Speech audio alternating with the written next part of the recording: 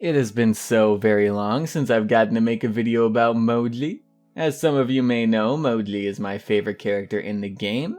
Anyone see my A Part of Me montage? If not, it was a montage made up of my favorite characters. How many times have you seen Moji slaying it out in a montage before?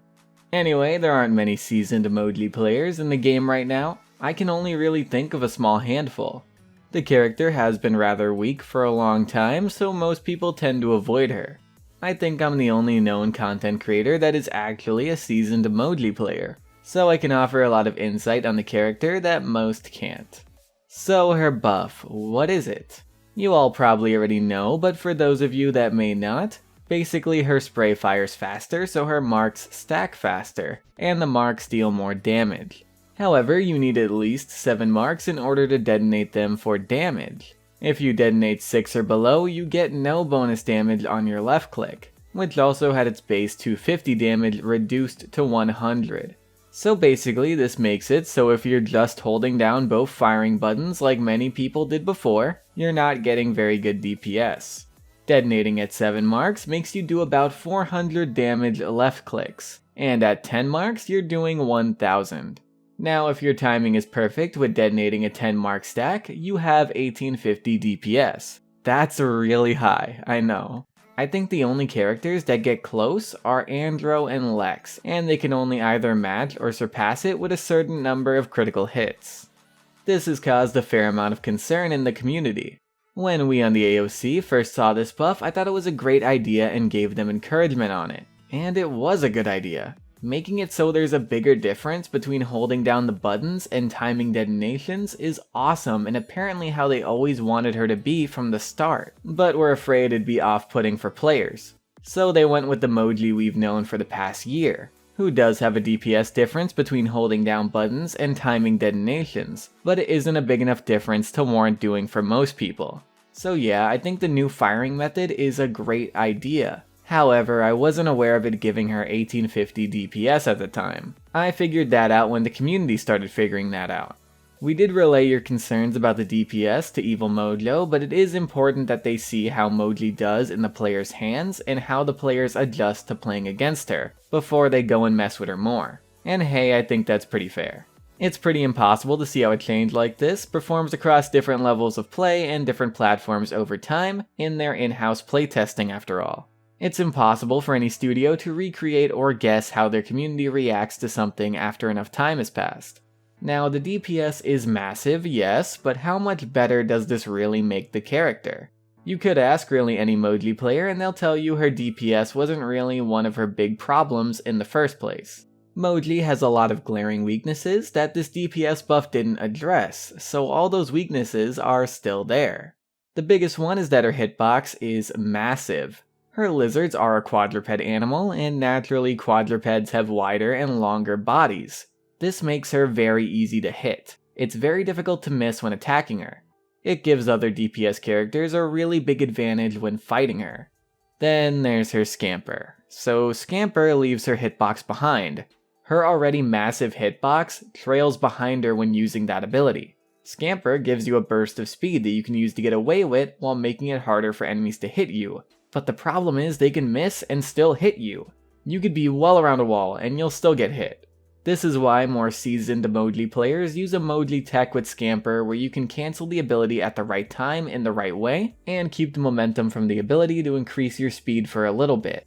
Your hitbox doesn't desync with normal movement no matter how fast you're going, so this fixes the Scamper problem, but you're not even using Scamper as intended. You're technically not even using it at all since you cancel it as you start it. Then there's her ultimate. Her ultimate has a lot of drawbacks to it. It's a skill shot that can be blocked, and those two things are fine. I don't think those are problems, but they do stack up with other drawbacks with the ult, and that's why I mention them. The snack itself is as fast as you, so you could be right behind it, walking after it, and it could just casually walk away from you. Yes, you can use Scamper to run after it, but the snack can jump over the Scamper, and if it does, the odds of you getting it are low since you're farther away, and you're probably not going to catch back up to it at that point. Then there's the problem where you eat the snack and you're stuck in an animation for a second that can very easily get you killed. So adding those drawbacks together is too much for one ultimate, even for an ult that can execute a target. To put that into perspective, if Pip could only turn one person into a chicken, his ult would still be way better than Moji's.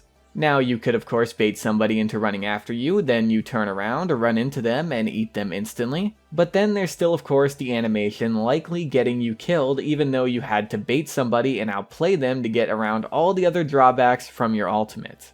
So yeah, despite the DPS buff, Moji still has all those weaknesses for you to exploit. Now despite having the highest self-sustain out of all the flanks, there's a lot about Moji that makes her very easy to kill if you slip up as her. The slightest mistake could end you instantly. Bursting her down is so easy. Back on live, there were plenty of cases where a Moji would start to attack a target that wasn't paying attention or a target that was low, and that target could easily turn on the Moji and burst her down instantly despite the Moji player picking the perfect opportunity to take that fight. Playing Moji on the live client, despite how good some of the more seasoned Moji players are, is still putting yourself at a disadvantage because of how easy it is for others to kill you. This DPS buff allows her to fight back more effectively. If Moji catches you off guard, you're likely gonna die. Or if you get caught by her when you're low, you're also likely gonna die. There's no more turning on her and easily killing her because her hitbox is so big and your DPS is higher than hers. And that's really how it should work. If a flank jumps on you in the perfect situation for them and you don't get help, you should die. Countering a flank is all about putting yourself in a position amongst your team where they can't get to you if you're distracted or weak, or having the awareness to know when they're coming and stop them from getting into their ideal kill range. There isn't any more, "Oh, I should die here, I did it wrong and you did it right, but you're a weak character, so I still win." I know a lot of people are calling Moji busted right now or brain dead easy. The weaknesses and the counterplay is still all there without a doubt. As for her being brain dead easy, well, I don't know about that. I've seen a lot of people picking her up on the PTS, and their inexperience with the character is pretty blatant. I don't like to base things off of the PTS because it has no matchmaking, it sticks anyone against anyone, but I did get the opportunity to play against some good players that I would normally be playing against on live. They saw me doing really well with Moji and assumed Moji was just brain dead, busted, and easy. So they picked her next game in a 2-tank lineup with a Torvald pocketing their Moji, while I was on Moji with a solo tank Atlas, and Atlas is definitely not an ideal solo tank by any means. But the difference in what me, an experienced Moji, was able to do, and an inexperienced Moji was able to do, was still pretty huge. Even though that Moji had the advantages of having 2 tanks and a Torvald pocket, the character alone couldn't close the gap in experience. Now, by no means am I trying to brag or call anybody out. No, that's not my intention at all. I just want to back up the argument that Moji does have a pretty big skill gap and always has really. The character's never really been brain dead easy. Besides that one time with the 3-second scamper cooldown and the 5-second barrier cooldown, that was pretty nuts, not gonna lie. Now, I'm not saying that Moji is a highly skilled character, no, all I'm saying is that there is a pretty big skill gap there. The difference between new, average, and good Moji players is very apparent before and after the buff.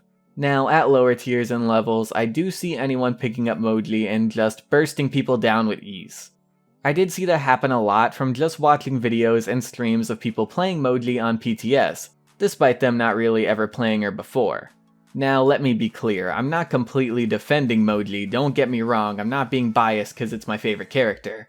I definitely don't think this is the ideal way to make Moji a viable character. Even when I was playing her against other good players, I did feel over-rewarded at times, especially when fighting a tank. I think it's pretty crazy how fast you can melt some of the tanks.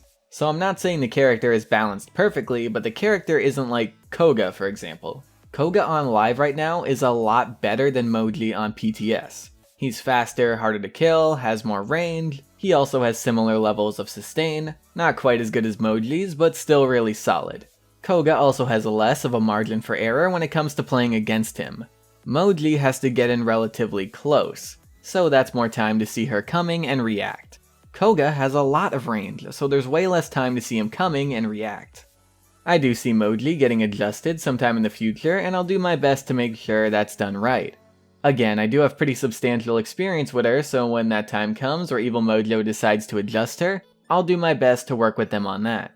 Now, hypothetically speaking, of course, if I had free reign on Moji, I would do a few things. Like for one, I'd make the spray fire a bit slower so you can't stack marks as fast, and I'd take a bit of the damage off the stack detonation. Just a bit for both of those things, but together they would help bring your DPS down to a more fair level. I'd fix Scamper, leaving her hitbox behind. I'd also either reduce her overall hitbox, or if that's not possible without making the hitbox smaller than her visual model, I would shrink the lizards a bit. Not too much, just enough so the hitbox is fair. Moji herself would stay the same size. Then for her ult, I'd probably slow down the snack a little bit, so it can't casually walk away from you when you are literally right behind it. And I'd speed up the animation of her lizards eating the snack so you're not a sitting duck for a full second.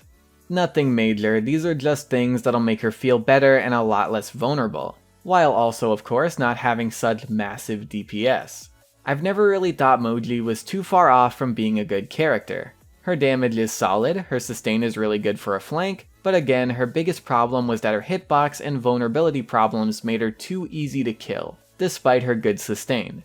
And those problems were enough to make a potentially really good character really bad. So to wrap that all up, do I think Moji is completely busted? No, absolutely not. Is Moji balanced? No, definitely not. Overtuned DPS and too much vulnerability. It's one of those cases where a character's power is loaded too much into one part of them, and not balanced out amongst the rest of them to make them a more well-rounded character. I've talked about characters with these kinds of problems before, and how they need power shifts and all that, so this probably sounds familiar to some of you. Now as for console, again, I don't play console, I don't know console. Moji could end up being busted on console again. That's not something I want, and that's not something anyone wants. But trust me when I say that the last thing I'm gonna let happen is Moji return to being really weak again. On PC at least, Moji has been that way for most of her year-long lifespan. And if I have anything to say about it, I will never let her go back to that. Ideally, I wouldn't want any character to ever go back to that. And especially not for that long. Now, let me be clear, I'm not blaming console players for what happened to her. It's just the end product was something I simply cannot let happen again. It's a pretty terrible feeling to have your favorite character be basically useless for that long. So yeah, that's my thoughts on Moji and her new buff, at least right out of the gate. A lot of things could change. We'll see how the community adjusts to Moji after she's been on live for a bit. Anyway, that's pretty much it guys. I want to thank you all for watching, I very much appreciate it, and I'm gonna see you guys later. Bye!